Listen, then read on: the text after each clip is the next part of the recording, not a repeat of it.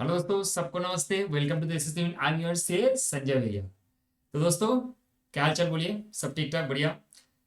तो गाइस, आज हम लोग जो डिस्कस करने वाले हैं, आई थिंक सो कि आप लोग जो लोग सीए में इंटर फाउंडेशन और फाइनल का एग्जाम देने जाओगे, पहले तो इंटर या फाइनल का एग्जाम स्टार्ट होने वाला है 10 दिसंबर से। तो जो लोग एग्जाम देने के लिए जा रहे हो, उन लोगों को तो पढ़ाई मतलब एकदम ऑलमोस्ट खत्म होने वाला है। और जो लोग अभी भी सोच रहे हो कि क्या करे क्या नहीं करे, किस तरीके से क्या फॉलो करे क्या नहीं करे, भाई बहुत देर देर ऑलरेडी हो चुका है। अभी तो उतना कुछ टाइम खास कुछ बचा नहीं है आपके पास। तो जितना भी टाइम है ना, उसको यूटिलाइज करना है। और उसके हिसाब से आपको जितना प्रिपरेशन हो चुका है उसके बेसिस में आपको एग्जाम हॉल में जाना है और एग्जाम देना है। तो दोस्तों, मैं यही बोलूँगा कि जो भी हो चुका है बस अभी रहने दो उसको, क्योंकि ऑलरेडी और 5 ही दिन बचा हुआ है। तो आपको 5 दिन को फॉलो रखते हुए ये याद रखना पड़ेगा कि 5 डेज में आपका कोई नया चीज़ करने का कोई रिक्वायरमेंट नहीं है।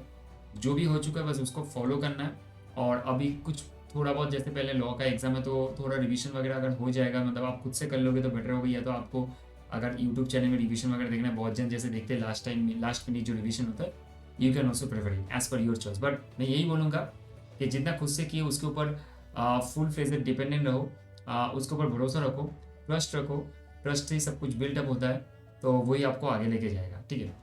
तो आज ये जो वीडियो है, ये आपको मैं यही रिक्वेस्ट करूंगा, जितना जन मतलब ये वीडियो को देखोगे आप लोग, तो रिक्वेस्ट है कि थोड़ा बहुत, ये मेरा एक्चुअली एग्जाम पॉइंट ऑफ मतलब एग्जाम के टाइम पे मेरा ये स्ट्रेटजी हुआ करता था हमेशा। और इसके चलते ही मुझे आंसर करने में बहुत ईजी होता था। मतलब सबसे इंपॉर्टेंट क्या है पता है गाइस, कि हम लोग जब एग्जाम हॉल में जाते हैं ना, हम लोग बहुत मेहनत करते हैं, बहुत पढ़ाई करते हैं, 6 महीना 3 महीना 10 महीना बहुत मेहनत करते हैं। लेकिन एक्चुअल में जब आप एग्जाम हॉल में जाते हो और वहाँ पे एंटर करने के बाद आपके हाथ में क्वेश्चन पेपर आते हैं ना, most of them get nervous. तो नर्वसनेस के कारण क्या होता है कि आपका जो वो अंदर का जो होता है ना, जो आग, वो थोड़ा धीरे धीरे मतलब खत्म होते जाता है। तो उससे प्रॉब्लम होता है। उससे बेटर क्या है पता है, कुछ ऐसा चीज़ को दिमाग में रखना है ताकि वो आग भी जले, और आप उस मतलब उसको लेके आप आगे बढ़ के पूरा 3 घंटा जो रहेगा आपके पास, टोटल 2 से लेके 5 तक, आप उसको पूरा फुल यूटिलाइजेशन करो। तो सबसे पहले आपको ये चीज़ याद रखना है कि भाई अभी आपको पता है कि दिसंबर टर्म्स है, आपका ओएमआर शीट बेस होगा। मतलब आपका जो इलाबोरेटिव जो आपका जो एमसीक्यू रहता है, वहाँ पे आपको कुछ लिखना नहीं पड़ेगा, सिर्फ आपको सिर्फ करेक्ट जो ऑप्शन रहेगा ABCD में, आपको वो चूज करके एक आपका सर्कल मार्क करना पड़ेगा। ठीक है, जैसे ओएमआर शीट होता है। तो 15 क्वेश्चन रहेंगे हर एक पर्टिकुलर सब्जेक्ट में, जैसे अकाउंट्स, लॉ, टैक्स, कॉस्ट, ओएमएसएम हो गया, कॉर्पोरेट अकाउंटिंग ऑडिटिंग हो गया, सब केस में आपको जस्ट पुट करना है आपका एक मतलब सर्कल टाइप का। ठीक है। आप वो ब्लैक बॉल पेन से करोगे, पेंसिल से यूजिंग करो, ब्लैक बॉल पेन या तो आपका ब्लू। ओके। तो एडमिट कार्ड में आपका वो एग्जाम का डोंट्स एंड डूज वो दिया हुआ है। ठीक है, आप थोड़ा जस्ट गो थ्रू कर लेना। जस्ट मैं आपको थोड़ा हिंट दे दिया कि क्या क्या चीज़ आपको करना है नहीं करना है। तो चलो गाइस, एक बार स्ट्रेटजी के बारे में समझ लेते हैं और क्या है स्ट्रेटजी। ये स्ट्रेटजी मोस्टली मैं फॉलो करता था एग्जाम एग्जाम के टाइम टाइम पे। और ये काम का चीज़ क्यों है पता है, क्योंकि इसमें आपको ना, देखो, अगर आपको एग्जाम हॉल में ये चीज़ पता हो गया कि मुझे कौन सा क्वेश्चन का आंसर करना है, कौन सा क्वेश्चन का आंसर नहीं करना है 2 बजे के पहले, तो आपके लिए चीज़ें बहुत ईजी हो जाएगा। सच्ची में बहुत ईजी हो जाएगा कि आपको सिर्फ जस्ट 2 बजे के पहले आपको जानना है कि भाई मेरा पॉइंट ऑफ व्यू क्या रहेगा, मुझे क्या करना है। तो 2 बजे के पहले अगर आपको पता है कि ये वाला क्वेश्चन मुझे करना है, तो आपके लिए 2 बजे से स्टार्ट करना बहुत ईजी हो जाएगा। तो सबसे पहले गाइस, आप लोगों को 15 मिनट पहले एग्जाम हॉल में एकदम पहुंच जाना है। उसके बाद थोड़ा रिलैक्स और चिल कर लेना है। ठीक है, chill in the sense means mind को थोड़ा शांत रखना है। पानी पी लेना है, वॉशरूम में जाना है तो जा सकते हो। उसके बाद सीट में आके बैठ के सब कुछ रेडी रख लेना, पेन पेंसिल, आपको जो कैलकुलेटर वगैरह से इरेजर, सब चीज़ एवरीथिंग रेडी रखे। उसके बाद जैसे आपको 1:45 होगा ना, 1:45 को जैसे आपको क्वेश्चन पेपर मिलेगा गाइस, ये बहुत ध्यान से सुनना। जैसे आपको क्वेश्चन पेपर मिलेगा, नंबर 1, क्वेश्चन पेपर मिलने के बाद एक चीज याद रखना है। क्वेश्चन पेपर में आपका जो सबसे पहले क्या रहता है, आपका एमसीक्यू रहता है। याद रखना है एमसीक्यू। अब एमसीक्यू में कितना रहता है, 15 × 2, 30 मार्क्स, करेक्ट। और उसके बाद आपका क्या रहता है क्वेश्चन में, उसके बाद आपका जो सेकंड पोर्शन रहता है, उसके बाद रहता है आपका सब्जेक्टिव, करेक्ट। मतलब आपको बोल सकते हो 14 × 5, दैट इज 70। Got it. अब इसमें बाइफर्केशन होता है, कोई भी 10 10 मार्क का, 14 मार्क का, 7 7, 5 5 4, 4 4 6, लाइक दैट ऐसे रहता है। ठीक है, बहुत सारे बाइफर्केशन रहते हैं। तो दोस्तों, आपको जो चीज़ में याद रखना है यहाँ पे, सबसे पहले तो देखो, आपको एमसीक्यू करना है, चाहे कुछ भी हो जाए। वहां पे कोई भी आपको ऐसा नहीं है कि आप कोई भी ऑप्शन छोड़ दो, या कोई क्वेश्चन आपको लग रहा है कि आप थोड़ा डिफिकल्ट ये नहीं कर सकते, दूसरा कोई ऑप्शन ट्राई कर लेते, वैसा नहीं चलेगा। ये कंपलसरी है, ये आपको करना ही पड़ेगा, मतलब ये कंपलसरी है, ये आपको एकदम करना ही पड़ेगा, इसमें कोई छूट बूट नहीं है। लेकिन सबसे इंपॉर्टेंट क्या पता है गाइस, आपको ये जो देखो 14 × 5 17 है ना, इसमें आपको थोड़ा बेनिफिट है, क्योंकि इसमें आपका 6 क्वेश्चन रहता है, और इसमें से आप कोई भी क्वेश्चन चूज कर सकते हो। ठीक है, इसमें आप कोई भी क्वेश्चन चूज करके आराम से कर सकते हो।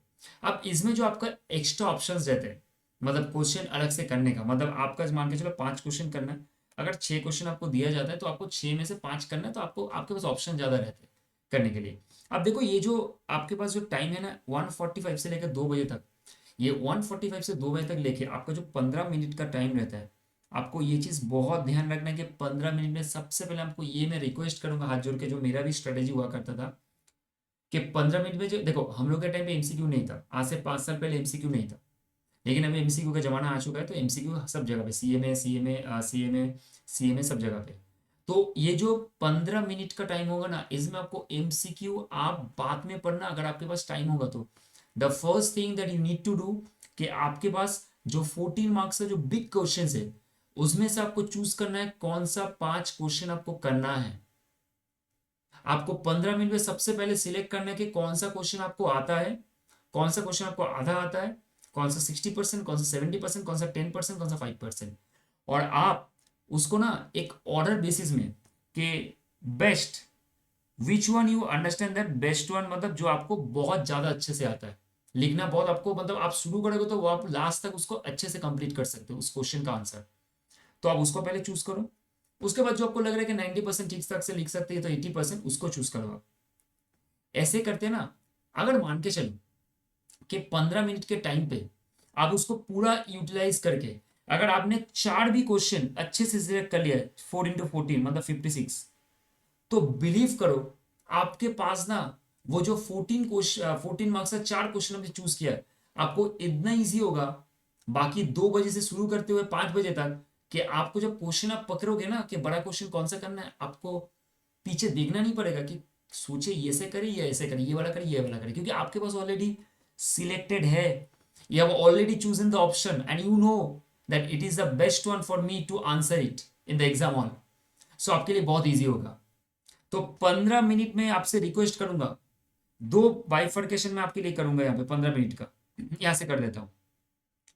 आप एक काम करो, 12 मिनट्स और 3 मिनट्स ऐसे बांट सकते हो आप, ठीक है, एक अच्छा स्ट्रेटेजी, मतलब आप बोल सकते हो ये थोड़ा अलग है। 15 मिनट तो आप पूरा ले सकते हो, कोई अगर किसी को लग रहा है कि भाई एमसीक्यू तो करना है, एमसीक्यू बाद में देखेंगे, सबसे पहले ना जो क्वेश्चन में आपको सिलेक्ट करना है वो आप चूज करो कि कौन सा बेस्ट ऑप्शन है, क्योंकि देखो ये मार्क्स आपको जरूर उठा के देगा।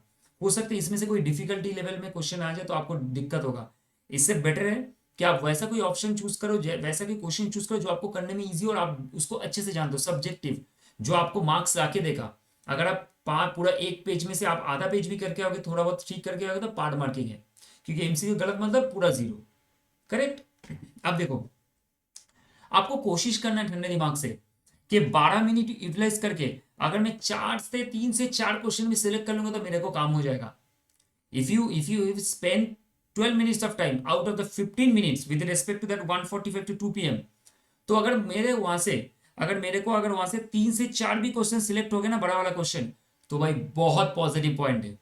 उसके बाद 3 मिनट का टाइम पे अगर मान के चलो आप एमसीक्यू देख लो, जस्ट गो थ्रू कर लो, और इसमें से जो भी इजी लगे आप उसको पेंसिल से छोटा से करके ऐसे पुट मक करके टिक कर लो, कौन सा राइट आंसर है, कौन सा ठीक लग रहा है आपको। करेक्ट, ऐसे मत देना क्योंकि एग्जामिनर बहुत टाइम पे वो प्रॉब्लम करता है। ऐसे बेटर है कि ऑब्जर्वर जो रहेंगे वो आपको नहीं दिखेगा, आपको पुट मार्किंग ऐसे कर देना, ठीक है, डॉट कर देना।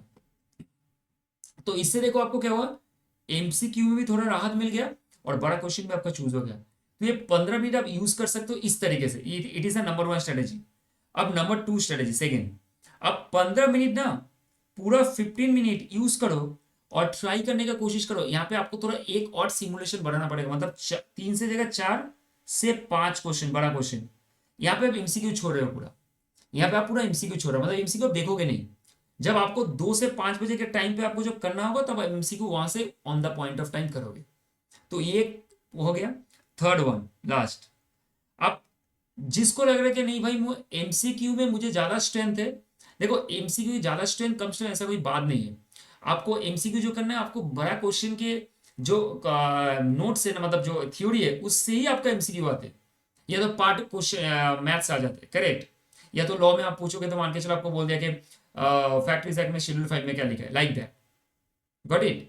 तो इस तरीके से आपको ना कंपनी एक्ट में मतलब कितना कोडम पब्लिक कंपनी में होना चाहिए, पब्लिक लिमिटेड कंपनी में होना चाहिए, लाइक दैट।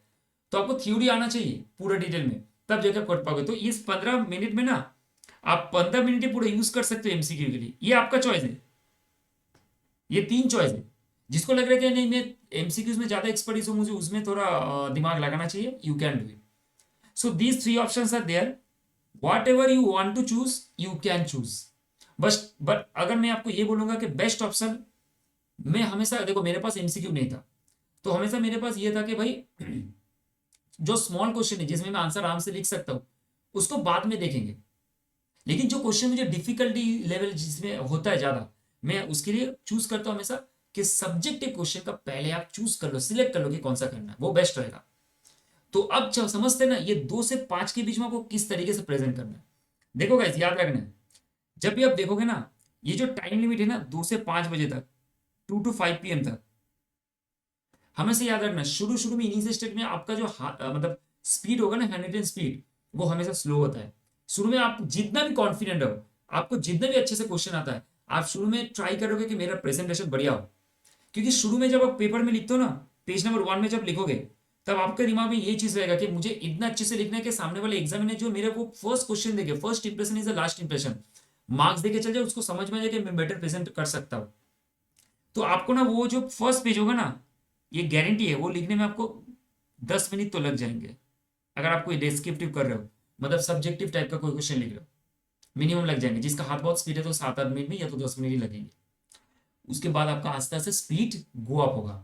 तो मेरा आपसे रिक्वेस्ट रहेगा, अगर किसी को लगता है कि भाई नहीं सबसे पहले मैं शुरू करूंगा वो जो 14x5 है, इसमें से जो क्वेश्चन में सबसे बेस्ट आता है, मतलब 100 out of 100% आता है पूरा, वो बेस्ट वन वाला सबसे पहले चूज करो और उसको अच्छे से लिखो, इतना अच्छे से लिखो, इतना अच्छे से प्रोविजन लिखो, इतना अच्छे से उसको प्रेजेंट करो अकाउंट्स में, टैक्स में, कि भाई सामने वाला देख के भी नजर ना लग जाए, ऐसा बात। उसके बाद आप आस्ते आस्ते अपना जो मीटर है ना उसको इंक्रीज करते रहो। आपको याद रखना है कि 14x5 जो है, इसमें आपको टाइम एलोकेशन कैसे रहेगा, क्योंकि 14 मार्क्स का जो क्वेश्चन होगा, 14 मार्क्स के क्वेश्चन में आपको याद रखना है कि एक क्वेश्चन मैक्स टू मैक्स आपको 30 मिनट देना है, ताकि 14 मार्क्स का जो 30 मिनट देना है, अगर आप इसमें से देखो आपके पास 3 घंटा रहेंगे, मतलब 180 मिनट। अगर ये 30 मिनट्स आप लेते हो एक क्वेश्चन को सॉल्व करने के लिए, तो आपके पास 5 मतलब 150 मिनट हो जाएगा ऑलरेडी आपको सॉल्व करने में। तो बाकी का जो 30 मिनट होगा ना, इसमें आप 15 क्वेश्चन का आंसर कर सकते हो, मतलब हर एक एमसीक्यू के लिए 2 मिनट का टाइम। कुछ कुछ एमसीक्यू इजी रहेगा तो जिसमें आपको 1 मिनट में 30 सेकंड में हो जाएगा, वो आपको मैनेज करना अंडर मतलब एग्जाम हॉल में, मतलब एट प्रेजेंट। तो आपको ये चीज ध्यान रखना है कि 30 minute is the maximum time limit, क्योंकि time management is most important, जो बहुत सारे स्टूडेंट फॉलो नहीं करते। एग्जाम के पहले तो आप कोई स्ट्रेटेजी नहीं बनाते, सिर्फ पढ़ के चले जाते हैं, और एग्जाम हॉल में बैठ के भी कोई स्ट्रेटेजी नहीं रहता। तो 30 minute is the allocation for each and every question of the 14 question of, sorry 5 question of 14 marks each, got it. अब सोचो, आपको याद रखना है कि 2 से लेके 2:45 तक ये जो टाइम फ्रेम रहेगा, इसमें आपको ट्राई करना है कि 20 नंबर एटेंडेंट हो जाए, ट्राई करना है। मैं आपको कोई प्रेशर नहीं दे रहा हूँ, मतलब मैं आपको जस्ट एक वेज बता रहा हूँ कि इस तरीके से टाइम मैनेज करना है। 2 से लेकर 2:45 तक 20 नंबर। आप बोलोगे सर ऐसे आप 45 मिनट कैसे पकड़ लिए, क्योंकि एक टाइम फ्रेम होता है, एक टाइम फ्रेम का बात होता है। जैसे आपको मान के चलो, अगर आपको 14 मार्क्स करने में 30 मिनट लगेंगे, तो डेफिनेटली एक 6 मार्क्स करने के लिए आपको 15 मिनट लगेंगे, मैं इसको आधा ही पकड़ लिया हूँ। तो उस तरीके से मैं कैलकुलेशन आपको दे रहा हूँ। इसके बाद 2:45 से लेके 3:20 तक आपका स्पीड बढ़ते जाएगा। इसमें आपको ट्राई करना है कि भाई यहाँ पे देखो कितना टाइम मैंने कहा, मतलब 15 और 20 35 मिनट, इसमें आपको ट्राई करना है कि और 20 नंबर। तो आपको देखो 1 घंटा 20 मिनट में अगर देखोगे आप, तो 1 आवर 20 मिनट में आपका 40 मार्क अटेंड हो गया। आपके पास अभी भी 1 घंटा 40 मिनट है, उसमें आपको 7 मार्क का आंसर करना है, जिसमें आपका स्पीड बढ़ेगा।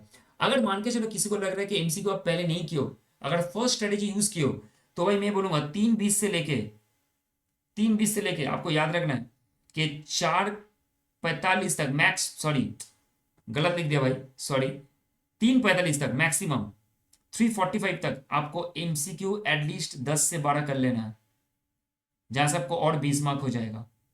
Got it? 10 से 12 एमसीक्यू कर लेना जहां पे आपका 20 मार्क हो जाएगा, आराम से 20 नंबर हो जाएगा। आप बोल सकते हैं 20 नंबर से, ठीक है, ये 20 है।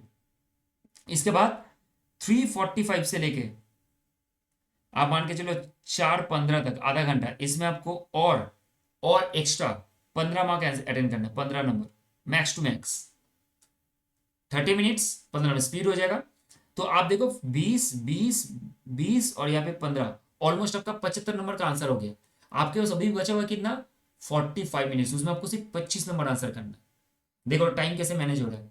अब आपको याद रखना है, जो क्वेश्चन में आपको लग रहा है थोड़ा लेंदी है, जैसे अकाउंट्स में partnership, final accounts, single entry, ये सब क्वेश्चन थोड़ा लेंदी होते हैं, तो आपको लास्ट में वो सारे क्वेश्चन रखना है, क्योंकि आपका लास्ट में मतलब जो लिखने का जो प्रेशर होता है ना, वो बहुत हाई लेवल पे होता है। बोलते हैं ना एक मतलब कोई पिक लेवल होता है, तो आपका पिक लेवल वो रहता है 4 बजे से 5 बजे तक आपका लेवल पिक रहता है।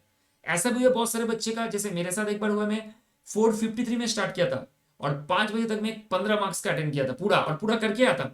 2-3 एडजस्टमेंट छूट गया था मेरा, लेकिन करके आया था। शायद उसमें बहुत सारा मार्क्स मिला है मुझे, पता नहीं है कितना मिला था, लेकिन एटलीस्ट मिला है कुछ, तो अच्छा खासा मिला है, 7-8 तो मिला है मिनिमम। तो सोचो 7 मिनट में मैं 7 नंबर अटेंड कर पाया, मतलब 7 मार्क्स मुझे मिल गया, और वो भी 15 मार्क्स के क्वेश्चन में। तो this gives you an understanding about the time.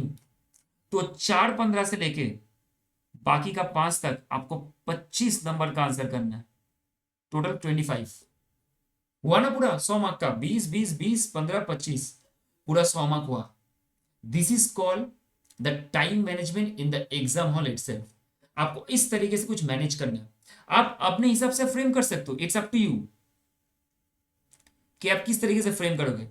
लेकिन ये एक बहुत अच्छा प्रेजेंटेशन है with respect to the time management. आप कैसे टाइम मैनेज करो, कैसे क्वेश्चन चूज करो, क्योंकि देखो अगर आपने एमसीक्यू के लिए ज्यादा टाइम वेस्ट नहीं किया और आप सबसे पहले उस क्वेश्चन में ध्यान दिए जिस क्वेश्चन में आपको तकलीफ हो सकता है, तो आपको वो इजी होगा ना बाकी 3 घंटे में आंसर करने में, क्योंकि आपको पता है कौन सा क्वेश्चन मुझे सबसे अच्छा आता है, उसको अटेंड करना, बस खत्म।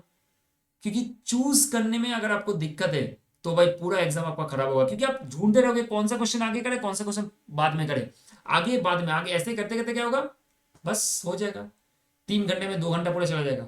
सिर्फ पार्टनरशिप आगे करे, फाइनल कौन सा आगे करे। भाई मेरा एक मानना है कि हमेशा याद रखना है, जो भी क्वेश्चन आपका जो लेंदी होता है, जिसमें आपको 2 से 3 पेज लगना है, जैसे अकाउंट्स में partnership, final account, single entry, वहां पे आपको याद रखना है वो सारे क्वेश्चन आपको बीच में करना है।